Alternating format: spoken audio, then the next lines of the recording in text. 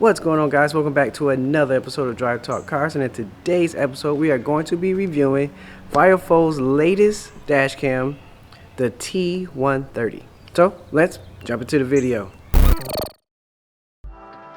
So the great people at Viofo reached out to me and asked me if I would like to review one of their dash cams.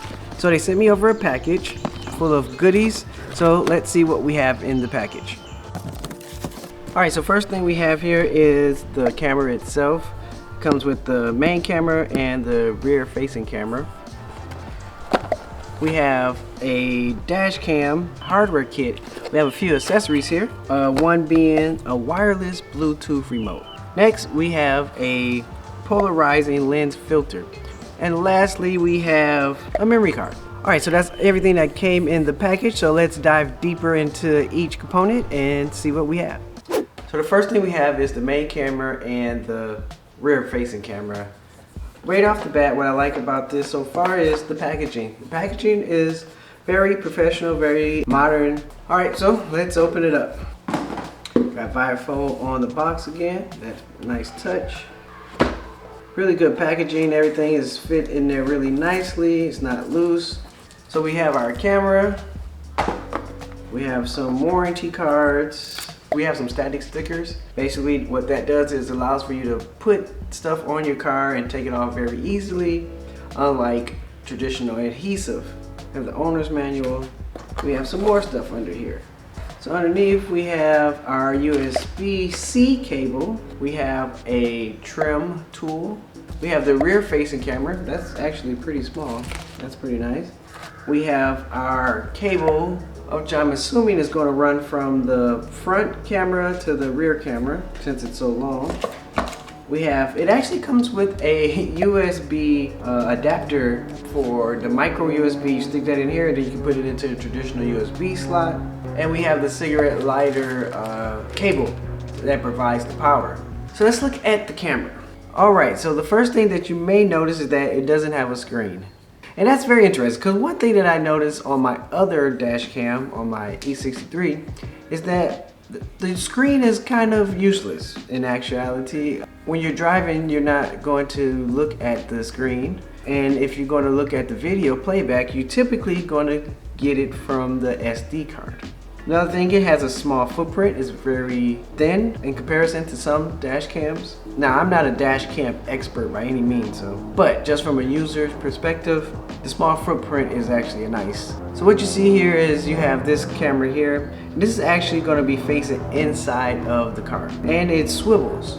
So what this allows for you to do is to take you, or you can take the side of the cars. Now, one thing to note is this is catered more so to left-hand drive cars. So this camera would be facing you as the driver, and you can just swivel it to the driver's side. You can't swivel it to the passenger side, which would be on this side. So that's just one thing to note. If you wanted to do that, you would have to turn it upside down, and then you can swivel it to the passenger side, which would be the driver's side if it was a right-handed driving car, and back to you.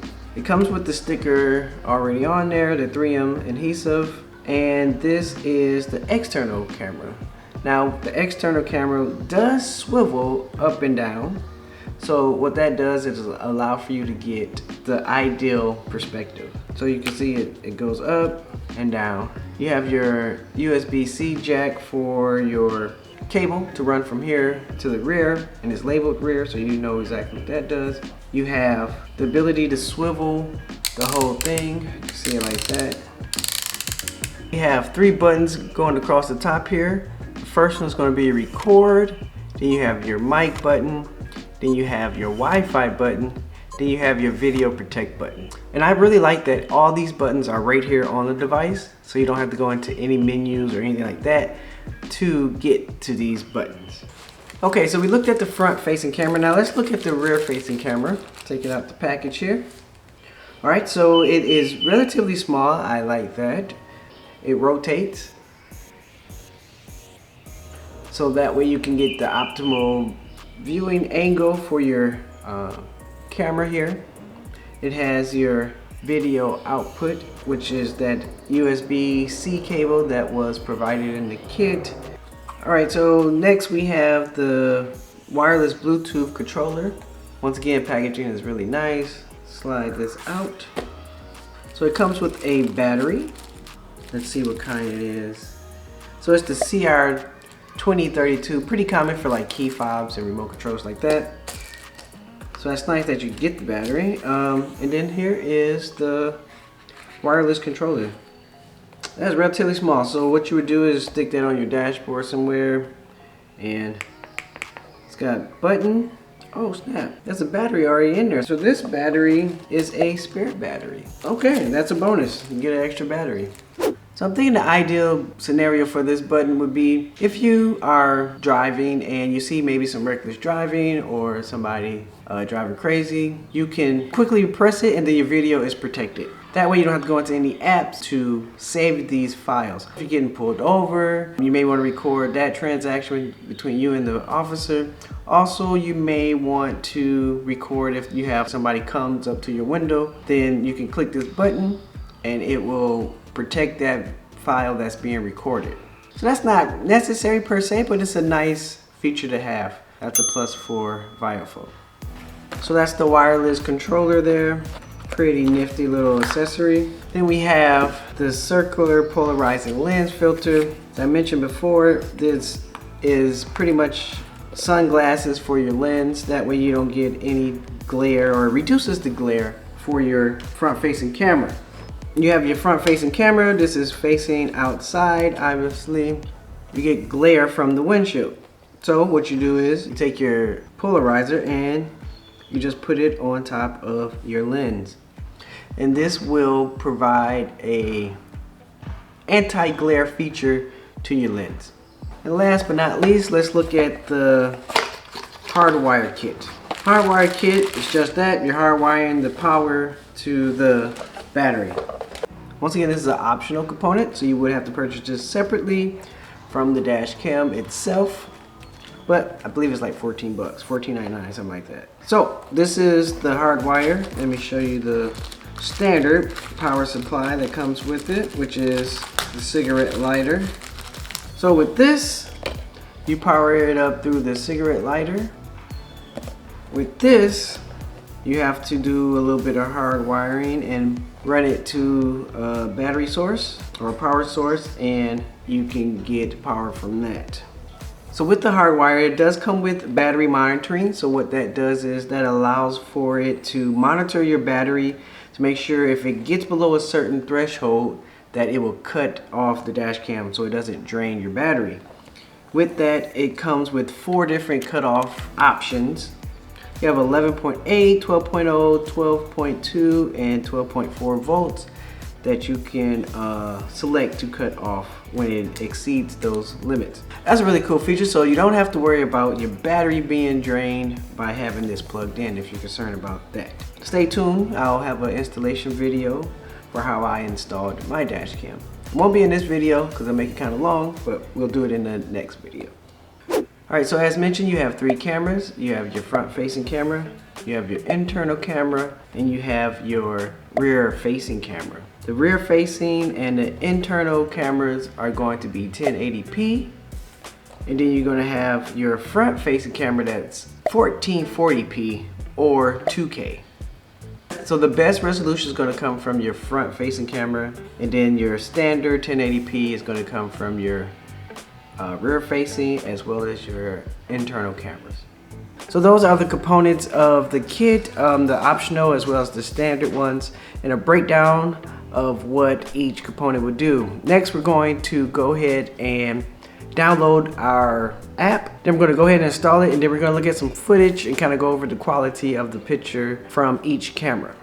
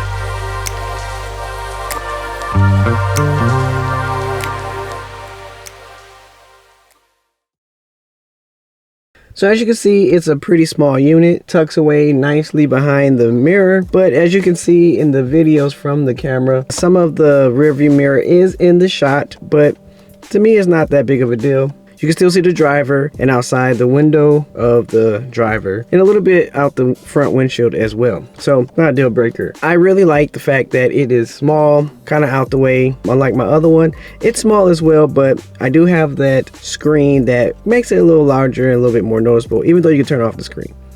But without the screen, you can make the device even smaller. So if you want to check out this camera for yourself and purchase it, I'll have a link down in the description below. If you want to see more videos like this, as always, check out the videos over here somewhere. And remember, do it until you can't. Until next time, I'm out.